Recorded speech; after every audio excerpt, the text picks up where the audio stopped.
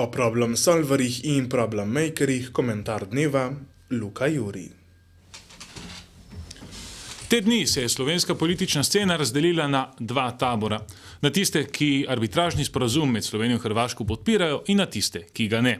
Drugače povedano, razdelila se je na tiste, ki želijo problem rešiti, in na tiste, ki tega ne želijo oziroma želijo ustvarjati nove.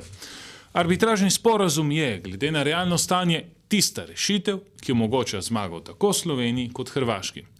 Slovenija si je s Pahorjevim sporazumom zagotovila bistveno boljše pogoje, kot jih je na Bledu iztržil takratni premier Janša, Hrvaška pa ima sedaj možnost v nekaj letih postati članica Evropske unije, kar pa je, kot najbližji sosedi, v največjem interesu prav Sloveniji in slovenskemu gospodarstvu.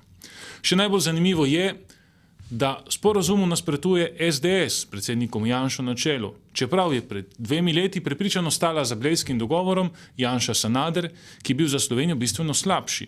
Ni omenjal namreč ne stika Slovenije z odprtim morjem, ne načela pravičnosti.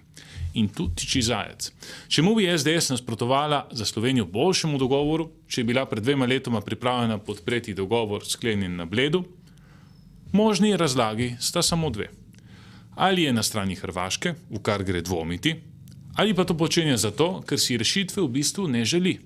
Ali bolje rečeno, tej vladi ne želi privoščiti, da bi dosegla boljšo rešitev, kakršno je bila sposobna doseči sama. Ne gre torej za vprašanje o vsebini sporazuma, ampak za vprašanje, ali si želimo problem rešiti ali ne. To je pravzaprav rdeča nit te koalicije, ki v zadnjih mesecih dokazuje, da probleme rešuje. Tudi v tem konkretnem primeru je Pahor dokazal ne samo, da si problem želi rešiti, ampak tudi, da je sposoben takšno rešitev doseči. Dokazal je, da je problem solver, rešitev problemov. Janša nasprotno dokazuje, da ga rešitev ne zanima oziroma da si je ne želi. Dokazal je, da je pripravljen zavreči tudi to zgodovinsko priložnost, da bi končno zaprli vprašanje med Slovenijo in Hrvaško samo zato, ker želi destabilizirati vlado, samo zato, ker želi nove probleme.